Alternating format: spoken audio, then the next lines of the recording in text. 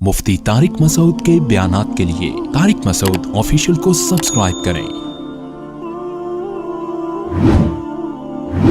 Tariq Masood official.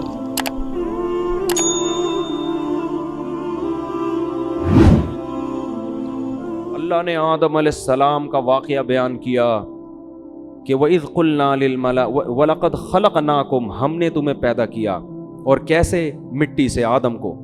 फिर हमने आदम फरिश्तों को हुक्म दिया कि आदम को सजदा करो। ये हमें दुनिया में जब लाया जा रहा है तो हमें प्रोटोकॉल दिया जा रहा है। और जो आदम को नहीं मानते, जो कहते हैं बंदर से इंसान बनाए, उन्होंने इंसान को प्रोटोकॉल बोलो नहीं दिया। उन्होंने तो इंसान की एक इत्तेफाकी हादसे का नतीजा है वो तो फिर इंसान की काबिल इज्जत थोड़ी हुआ। हमें बताया जा रहा है कि इंसान जब दुनिया में आया बड़े एहतमाम के साथ आया था, वो ऐसे ही नहीं आ गया। सारी मखलूक ने उसको, आदम को सजदा किया। शैतान अड़ गया। अल्लाह ने कहा कि तूने सजदा क्यों नहीं किया? क़ाल अना खैरुम मिन्हु, मैं इससे बेहतर हूँ। खलक़तनी मिन नार, तूने मुझे आग से बनाया और इसे मिट्टी से बनाया। आग मिट्टी को सजदा नहीं कर सकती। कुरान कहता है, हमने कहा फ़ाहबित मिन्हा, दफ़ा हो जा यहाँ से, निकल जा यहाँ से। तुझे इसकी इजाज़त नहीं है कि मेरे हुक्म के सामने तू तकब्बुर कर। इन्नका मिनस सागिरीन, आज से तू मेरी नज़र से गिर गया है। बजाय तौबा करने के शैतान ने कहा अनज़िरनी इला यौम युबअसून, ए अल्लाह मुझे क़यामत तक के लिए ज़िंदगी दे दे। अल्लाह ने फरमाया इन्नका मिनल मुनज़रीन, मैं तुझे क़यामत से पहले मौत नहीं दूंगा, कर ले जो करना है। क़ाल फ़बिमा अग़वैतनी, ए अल्लाह इस आदम की वजह से तूने मुझे गुमराह किया है। लअक़उदन्न लहुम सिरातकल मुस्तक़ीम, जब भी ये आदम सीधे रास्ते पे चलेगा मैं उस रास्ते के सामने आकर बैठ जाऊंगा, नहीं चलने दूंगा। ये जेलिसी, हसद इसकी वजह से हुआ, इसकी वजह से हसद में आ गया। थुम्मा लआतियन्नहुम मिन बैनि अदीहिम, ए अल्लाह, यानी चैलेंज कर रहे हैं अल्लाह को, मैं इसके सामने से भी आऊँगा, इसके पीछे से भी आऊँगा, दाएं से भी आऊँगा, वान शमाइलिहिम, बाएं से भी आऊँगा। वला तजिदु अक्सरहुम शाकिरीन, ए अल्लाह इनमें से अक्सर को तू देखेगा कि वो तेरे शुक्रगुजार नहीं बनेंगे। 100% का तो मैं चैलेंज नहीं करता, लेकिन अक्सरियत को जहन्नम में पहुंचा के छोड़ूंगा।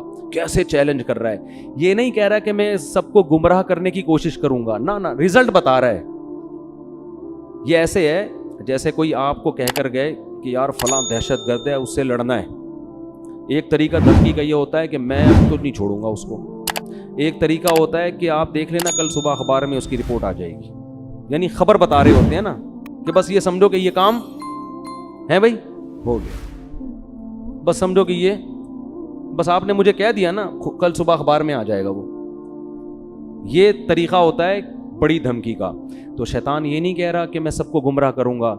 शैतान कह रहा है अल्लाह मैं खबर पेश कर रहा हूँ, ला तजीदु अक्सरहुम शाकिरीन, अक्सर लोगों को तू देखेगा कि वो शुक्रगुजार नहीं है। और कुरान कहता है वलक़द सद्दक़ा अलैहिम इब्लीसु ज़न्नहु, शैतान ने जो दावा किया था ना, उस दावे में शैतान ने अपने आप को सच्चा पाया। अक्सरियत को शैतान जहन्नम का ईंधन बना चुका है। जब शैतान ने ये काम किया, अल्लाह ने कहा उखरुज मिन्हा मज़ऊमम मदहूरा, निकल जा यहाँ से जलील होकर और धुतकारा हुआ होकर, यानी बजाय तौबा करने के और चैलेंज पे चैलेंज कर रहा है। और फिर अल्लाह ने फरमाया अल्लाह मन तबिअका मिनहुम, ठीक है मैंने तुझे लोगों में छोड़ दिया, तो इनको गुमराह कर, लेकिन मैं तुझे बताऊं कि जो तुझे फॉलो करेंगे लअमलअन्न जहन्नम मिनकुम अजमाइन, तुझ समेत उन लोगों को तेरे साथ जहन्नम में डाल के जहन्नम को मैं भर दूंगा। मैं भी जहन्नम भरने में बुखल से काम नहीं लूंगा, लेकिन मैं ये बात तेरी लोगों को बताऊंगा जरूर कि वो तुम्हारे पीछे पड़ा हुआ है। इसके बाद अल्लाह ने आदम अलैहिस्सलाम से, इधर तो अल्लाह का मुकालमा किससे चल रहा है भाई? शैतान से। चल जा, तुझे मोहलत दी, पंजा आजमा तू जाके। इधर अल्लाह ने आदम अलैहिस्सलाम से खिताब किया, वया आदम, और ए आदम, उसकुन अंता वज़ौजुकल जन्ना, तू और तेरी बीवी दोनों कहाँ जिंदगी गुजारो? जन्नत में। जन्नत में ऐशो इशरत करो। और فَكُلَا مِنْ حَيْثُ شِئْتُمَا، تم دونوں کو میں کہہ رہا ہوں پوری جنت تمہارے لیے میں نے حلال کر دی، جہاں سے کھاؤ چاہو کھاؤ پیو. وَلَا تَقْرَبَا هَٰذِهِ الشَّجَرَةَ، یہ والا جو درخت ہے کھانا تو دور کی بات، اس کے قریب بھی مت جانا، اس کے قریب بھی مت جانا. فَتَكُونَا مِنَ الظَّالِمِينَ، دونوں ظالمین میں سے ہو جاؤ گے.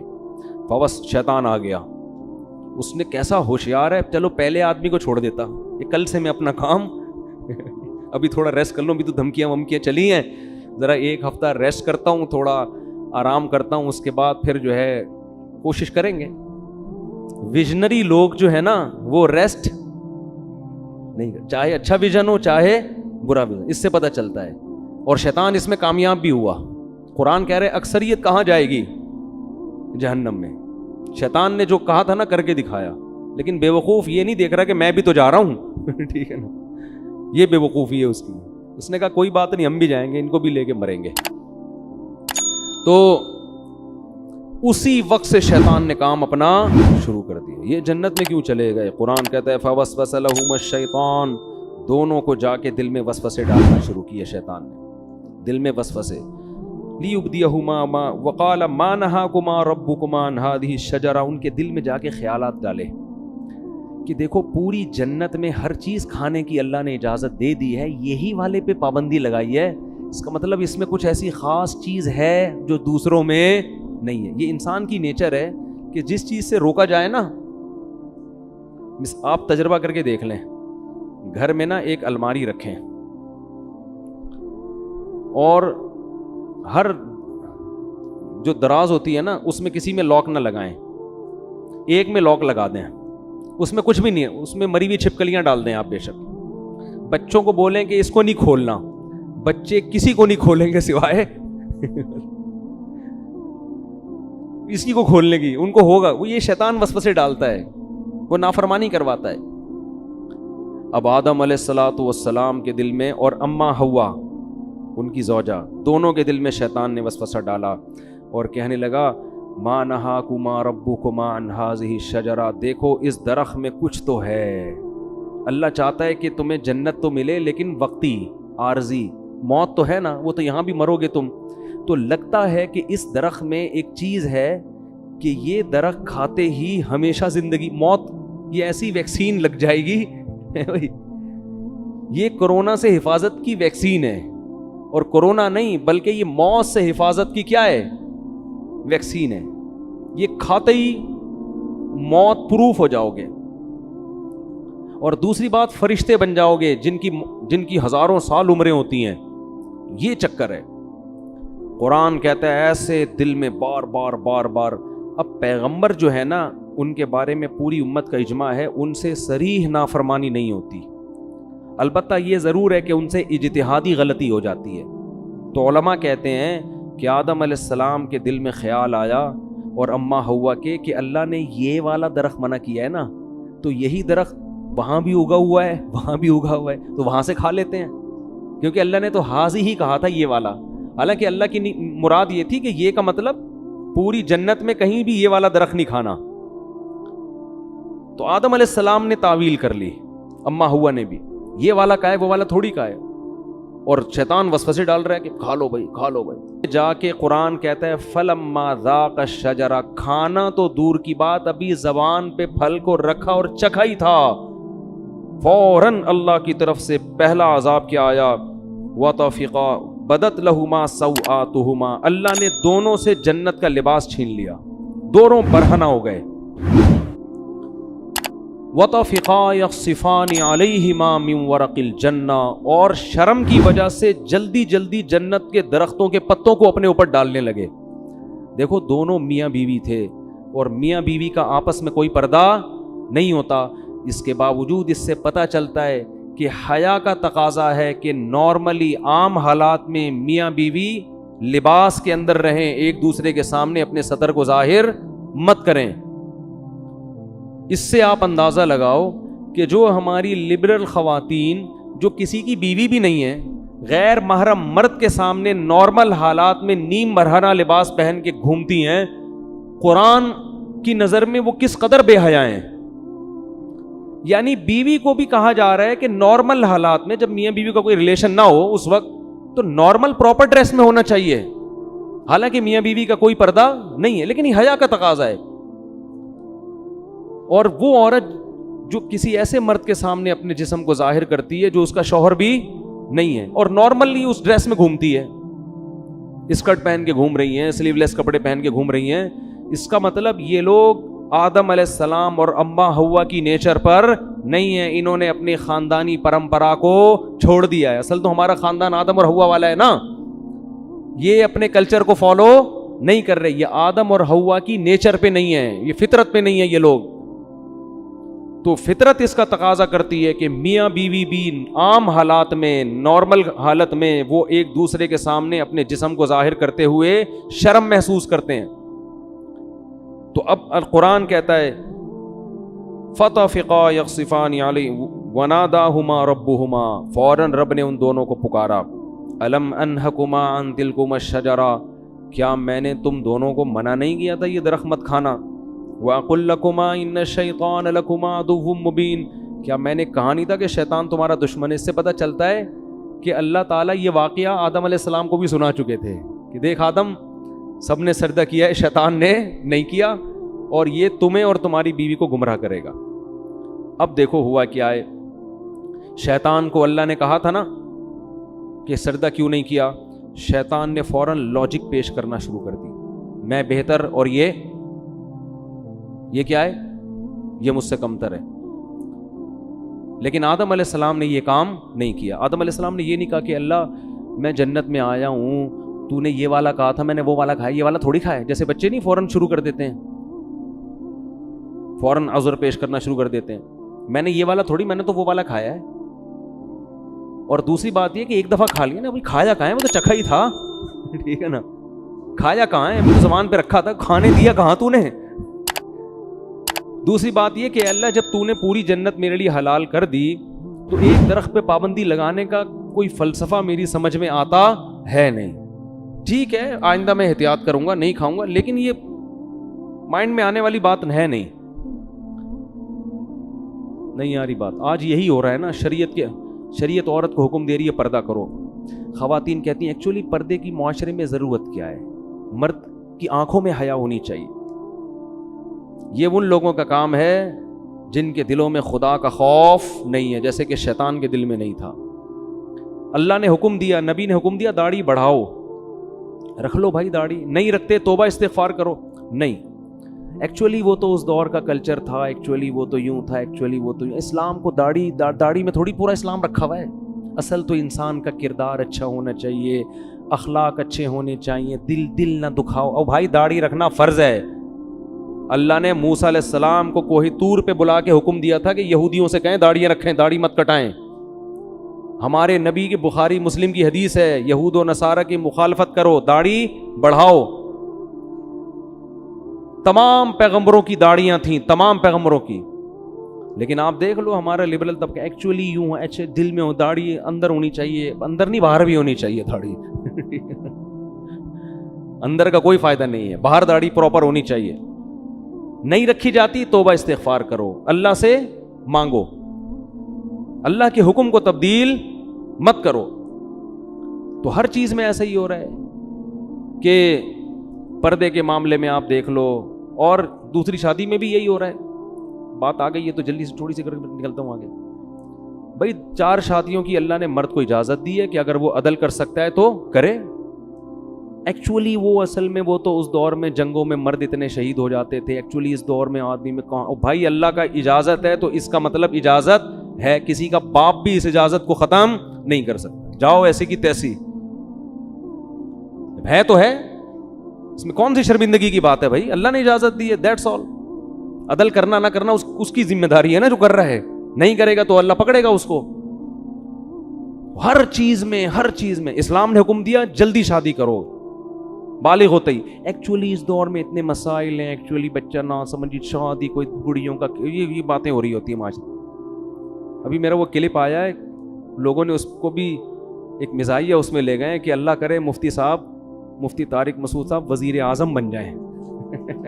میں نے کہا نا میں وزیر اعظم بنا تو میں ڈنڈے سے مار مار کے شادیاں کراؤں گا. تو نیچے لوگوں نے کہا اللہ کرے جلدی سے میرے وزیر اعظم بننے کا انتظار مت کرو,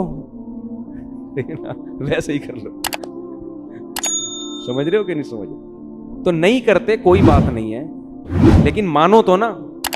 تو جو بھی اللہ کو, سود حرام ہے, خام خام میں اس پہ حلال کا لیبل مت لگاؤ سود پر. انشورنس جوا اور غرر ہے, یہ حرام ہے, چاہے انسانیت کو فائدہ ہی ہو رہا ہو. اللہ نے منع کر دیا بھائی, خمر میسر والمیسر والانصاب والازلام, یہ خرید و فروخت کا تجارت کا جائز طریقہ نہیں ہے.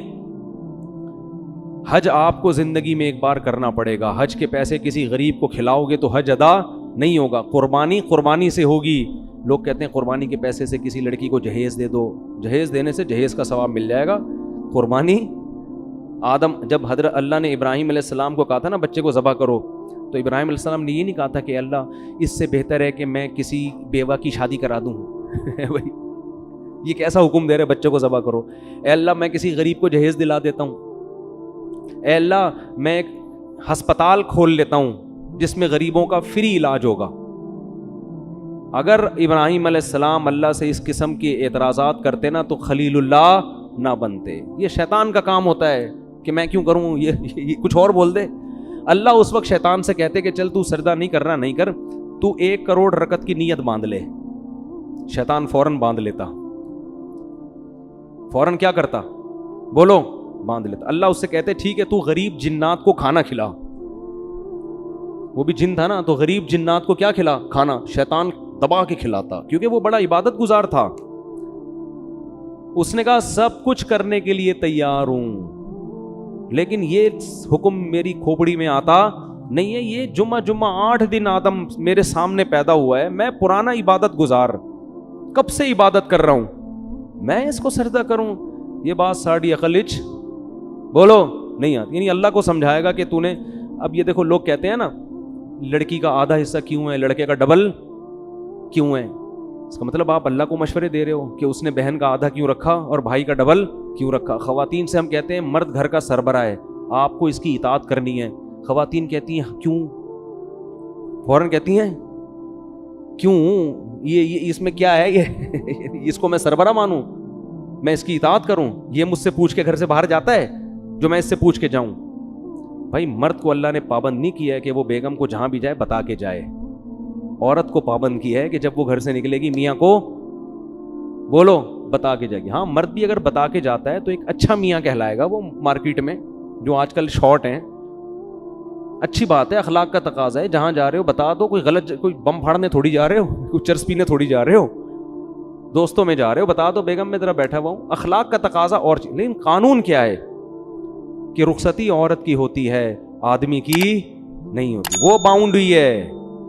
لیکن آج کل سسٹم الٹ, آدمی کی ایسی کی تیسی ہو جاتی ہے, کم بخت 2 منٹ نہیں کہیں بیٹھ سکتا, لوکیشن پہ پتہ چل رہا ہوتا ہے کہاں بیٹھا ہوا ہے اس وقت. پوری میپ پہ لوکیشن ڈالی ہوئی ہوتی ہے, اپنے بندے کا ڈی این اے ڈالا ہوا ہوتا ہے اس میں. تو لوگ پھر ڈپریشن میں آتے ہیں, یار گھر سے باہر کہیں آزادی ختم ہو گئی. تو اس کو اللہ نے پابند کیا ہے. ہاں پابند کا یہ مطلب نہیں کہ جیل خانے میں ڈال دیا, اب اس کو کہیں جانے ہی نہ دیں آپ, لیکن شوہر کو اعتماد میں لینا ضروری ہے. اب خواتین کہتی کیوں, ہم تو مرد کے برابر ہیں. بھائی اللہ نے نہیں بنایا آپ کو. للرجال علیہن درجہ, اللہ کہتے ہیں میں نے مرد کو عورت پر 1 درجہ فضیلت دی ہے. تو عقل مند عورت کہے گی بھائی اللہ نے اس میرے میاں کو میرا سربراہ بنا دیا, اے اللہ میں تیرے حکم پہ راضی ہوں. اگرچہ مجھے کھوپڑی میں آتا نہیں ہے, لیکن میں اس کو سر کا تاج بناؤں گی, اس کی خدمت کروں گی, اس کو عزت دوں گی, اس کو احترام دوں گی. عقل مند عورت یہ کرے گی کس کو خوش کرنے کے لیے, اللہ کو, کہ بھائی یہ بھی مر جائے گا ایک دن تو مجھے اللہ اس پہ کیا دے گا, اجر, کہ تو نے اپنے شوہر کو راضی رکھا تھا. اور اللہ نے میاں کو پابند بنا دیا کہ سارا خرچہ کس کے ذمے ہے, تمہارے ذمے. اب میاں بیوی کو سمجھا رہا ہوتا ہے ایکچولی آج کل مہنگائی کا دور ہے, ایکچولی تم بھی جاب کرو, دیکھو گھر مل کے ایسا نہیں ہوتا, یہ ٹوپی ڈرامے ہیں بھائی. جب اللہ نے کہہ دیا بما انفقوا من اموالہم, مہنگائی ہو یا سستائی ہو, گھر کا سارا خرچہ کس کے ذمے ہے, آدمی کے ذمے. تو اب اللہ کو مشورے دینے کی ضرورت بولو نا یار نہیں ہے. تو ہم سب ہیں شیطان ہی, ٹھیک ہے نا, جس طرح سے اسٹائل ہے نا ہمارا, بدنام شیطان کو کیا ہوا ہے. کام سارے ہمارے بھی وہی ہیں. تو شیطان نے کہا تھا نہیں میری کھوپڑی میں نہیں آ رہا. آدم کو اللہ نے کہا میں نے منع کیا تھا مت کھانا. تو آدم علیہ السلام نے یہ نہیں کہا ایکچولی اللہ مجھے اصل میں کنفیوژن ہو رہی تھی تھوڑی, یہ والا یا وہ والا. تو اصل میں وہ نا نا نا نا نا نا جیسا ہی اللہ نے کہا میں نے منع کیا تھا, آدم نے کہا ربنا ظلمنا انفسنا. دونوں مل کے دعا مانگنے لگے میاں بیوی, اے ہمارے رب ہم نے اپنی جان پہ ظلم کیا, کوئی عذر نہیں, غلطی ہو گئی. وَإِن لَّمْ تَغْفِرْ لَنَا, اب بھکاری بن کے مانگ رہے ہیں اللہ اب تیرے رحم و کرم پہ ہیں ہم, تو چاہے تو شیطان کی طرح ہمیں بھی دھتکار سکتا ہے ہمیشہ کے لیے, لیکن ہم تباہ ہو جائیں گے. ہم کیا ہو جائیں گے؟ برباد. ہم پہ طرز کھا اور ہمارے اس جرم کو معاف کر دے.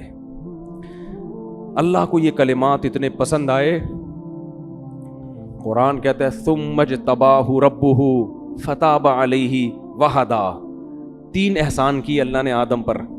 ایک اجتباہ, آدم کو کی دوبارہ ویسے ہی سلیکشن ہو گئی جیسے پہلے, جیسے کسی عہدے سے برطرف کر دیا جاتا ہے نا, ایسا جو صاحب کو نکال دیا فوراً وہ عہدہ کیا ہو گیا؟ بحال. تو اللہ کی نظر میں آدم کا جو مقام تھا نا اس غلطی سے پہلے, اللہ کہتے ہیں اجتباہ, وہ مقام میں نے آدم کو دوبارہ دے دیا. ثم اجتباہ ربہ فتاب علیہ. نمبر 2, گناہ بھی معاف کر دیا. صرف دنیاوی لحاظ سے جو عہدہ ملا تھا وہ واپس نہیں ملا, بلکہ جو غلطی تھی وہ بھی معاف. اور پھر ایک اور احسان یہ کیا, وہدا, آئندہ کے لیے ان کو یہ توفیق دی کہ سیدھے راستے پہ چلیں اور ایسی غلطی نہ کریں. یہ تگڑی توبہ کی علامت ہوتی ہے کہ دوبارہ گناہ سے انسان کی حفاظت. ایسا بنا دیا کہ اب غلطی پروف ہو گئے. کیا ہو گئے؟ اب نہیں ہوگی یہ غلطی, اب میں حفاظت کروں گا آپ کی توبہ مجھے اتنی پسند آئی ہے, اب آپ سے یہ غلطی میں نہیں ہونے دوں. شیطان وسوسے ڈالے گا, اب میں شیطان کی راہ میں رکاوٹ بنوں گا. بعض دفعہ ایسی خاندانی توبہ انسان کرتا ہے کہ اللہ پھر اس کو توفیق دیتے ہیں کہ وہ غلطی سے بچے, لیکن پھر بھی غلطی ہوتا ہے پھر بھی توبہ کرو. تو اس سے ہمیں پتہ چلتا ہے کہ بھائی ہم خطا کے پتلے ہیں, ہم سے ہو جائے گی تو ہم شیطان والے راستے پہ نہیں چلیں گے, توبہ کریں گے اللہ سے. جب اللہ نے آدم علیہ السلام کو یہ فرمایا تو اللہ نے فرمایا توبہ تو قبول ہے, لیکن اب آپ کو زمین پہ رہنا ہے. یہ تو ایک میں نے ریہرسل کروائی تھی, ٹھیک ہے نا, جنت دکھائی آپ کو کہ آپ کو اس کے لیے بنایا ہے, اور توبہ کی آپ نے, تو اب آپ اصل میں تو آپ کو دنیا کے لیے پیدا کیا ہے میں نے. اب آپ دنیا میں جاؤ گے اور آپ کی اولاد پیدا ہوگی, جو جنت میں مزے تھے وہ اب آپ کو نہیں ملیں گے, اور آپ جا کے یہ اعلان کر دیں اپنی آنے والی نسلوں میں کہ جو دوبارہ اس جنت میں جانا چاہتا ہے وہ اپنے آپ کو غلطیوں اور گناہوں سے بچا کے. اب یہ فری میں نہیں ملے گی, یہ محنت پہ ملے گی.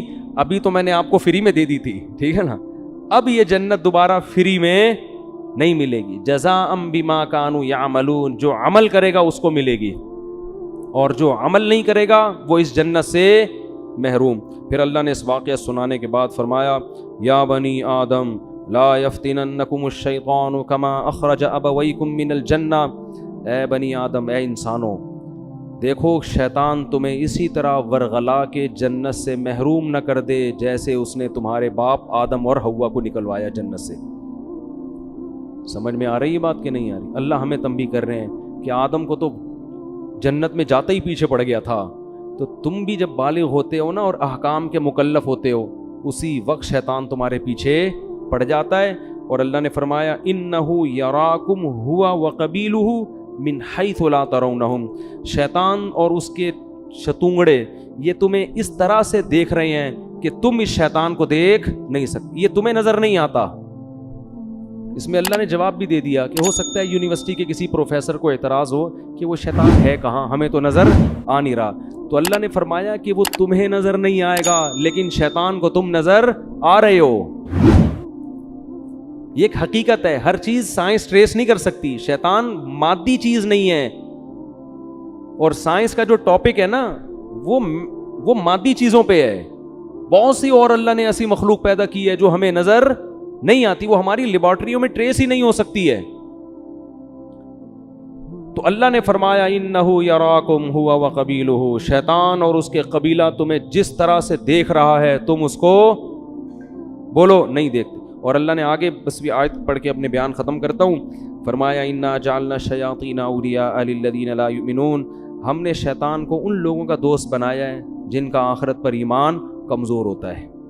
اگر جنت پر آخرت پر ایمان مضبوط ہو، اس کا استحضار ہو، تو شیطان کا وار پھر آسان نہیں ہوتا۔ تو اس سے پتہ چلتا ہے کہ شیطان کے شر سے بچنے کے لیے یہ ضروری ہے کہ موت کا، قبر کا، آخرت کا استحضار کیا جائے، بار بار سوچا جائے کہ ایک دن آئے گا، ہمیں اللہ کے سامنے حساب دینا ہے۔ اور اسی سورہ اعراف میں اللہ نے فرمایا کہ جو لوگ آخرت کو بھول کے بیٹھے ہوئے ہیں نا، الیوم ننساہم کما نسوا لقاء یومہم ھذا، آج کے دن ہم ان کو ایسے ہی بھول جائیں گے جیسے یہ دنیا میں حساب کتاب کے دن کو بھول گئے تھے۔ پھینک دیں گے ہم ان کو آگ میں اور بھول جائیں گے ہم، کیونکہ انہوں نے دنیا میں حساب کتاب کو یہ بھول گئے تھے۔ تو اس سے پتہ چلتا ہے بھائی کہ ہمیں حساب و کتاب کے دن کو بار بار یاد رکھنا ہے، گھروں میں اس کا تذکرہ کیا کریں، دوستوں میں تذکرہ کیا کریں، بھائی ایک دن حساب و کتاب کا آنے والا ہے۔ پیغمبروں کو اللہ عدالت کے کٹہرے میں کھڑا کرے گا، ہم اور آپ کس کھیت کی مولی ہیں بھائی؟ تو بار بار جب اس کا استحضار ہوگا نا بھائی حساب کتاب، یہ آپ کو موٹیویٹ بھی کرے گا اور غموں سے نجات بھی دے گا۔ کسی نے آپ پہ ظلم کیا، پیسے لے کے بھاگ گیا، اب وہ میرے انگوٹھے جو ہوتے ہیں وہ سبزی والے کے جو انگوٹھے میں لے کے بیٹھا ہوا تھا، مجھے تسلی کس سے ہوئی؟ بھائی ایک دن حساب و کتاب کا آنے والا، مل جائیں گے آخرت میں وہ سبزی والا، بولو ملے گا۔ میں بولوں گا بیٹا کہاں ہے پیسے نکال، اب پیسے تو نہیں ہوں گے، اپنی نمازیں دے دے مجھے، ٹھیک ہے نا، میرے گناہ اپنے اوپر لاد لے۔ تو یہ حساب و کتاب، کوئی بھی کسی پہ ظلم کر رہا ہے، اللہ کہتے ہیں لا تحسبن اللہ غافلا عما یعمل الظالمون، ظالمین جو کچھ کر رہے ہیں اللہ کو اس سے غافل مت سمجھو، انما یؤخرہم لیوم تشخص فیہ الابصار، اللہ ایسے دن کے لیے مہلت دے رہا ہے جس میں آنکھیں کھلی کی کھلی رہ جائیں گی۔ حکومت بھی ظلم کرتی ہے، کیوں؟ حکومت کہتی ہے ہم سے کون پوچھے گا، ہم پہ ہمارے خلاف کون کیس کرے گا؟ ابھی دیکھو نا وہ جو دھرنے میں مارم پیٹی ہو رہی ہے، ٹھیک ہے دونوں طرف سے غلطی ہو رہی ہے، لیکن اس غلطی کا ذمہ دار کون ہے؟ حکومت۔ کہ آپ نے ایک ایگریمنٹ کیا، معاہدہ کیا اور آپ اس معاہدے سے پیچھے ہٹ گئے۔ تو جو البادی ہے نا، جو پہل کرنے والا ہوتا ہے نا، اصل ذمہ دار کون ہوتا ہے؟ وہ ہوتا ہے۔ تو آپ نے ایگریمنٹ کیا کیوں تھا اس وقت؟ آپ سوچ کے ایگریمنٹ کرتے نا، لیکن گورنمنٹ جو ایگریمنٹ کرتی ہے اس کو توڑتی ہے، کیونکہ جب سب لوگ حکومتی سطح پہ حکومت کے ساتھ ہوتے ہیں تو حکومت کو پتہ ہے کہ میرے خلاف کیس کرنے والا کوئی بھی نہیں ہے، جو عدالت کیس کی سماعت کرے گی وہ ہم نے اپنے بٹھائے ہوئے ہیں۔ تو ایگریمنٹ توڑنا طاقتور کے لیے بہت آسان۔ تو اللہ قرآن میں کیا فرماتے ہیں کہ لا تحسبن اللہ غافلا، فرعون نے کیا کچھ نہیں کیا تھا، تو اللہ فرماتے ہیں دنیا میں کہیں بھی کسی پہ ظلم ہو رہا ہے تو اللہ کو غافل مت سمجھو۔ پھر اے اللہ تو حساب لیتا کیوں نہیں ہے؟ اللہ فرماتے ہیں یوم تشخص یؤخرہم، ہم نے ایک ٹائم متعین کیا ہوا ہے، حلیم ہے اللہ، بردبار ہے، جلد باز نہیں ہے۔ فوراً اگر ہو تو پھر تو سارے انسان کے بچے بن جائیں۔ کیا خیال ہے بھائی؟ پھر آزمائش تھوڑی ہو، ادھر کوئی زنا کرے ادھر چھت گر جائے اس کے اوپر، تو فوراً لوگ زنا چھوڑ دیں، یار ادھر جرم کرو فوراً سزا ملتی ہے۔ نا نا نا، قرآن کہتا ہے سزا کے لیے ایک دن ہم نے متعین کیا ہوا ہے۔ اللہ تعالیٰ سے دعا ہے اللہ سمجھنے کی اور عمل کرنے کی توفیق عطا فرمائے۔ وما علینا الا البلاغ۔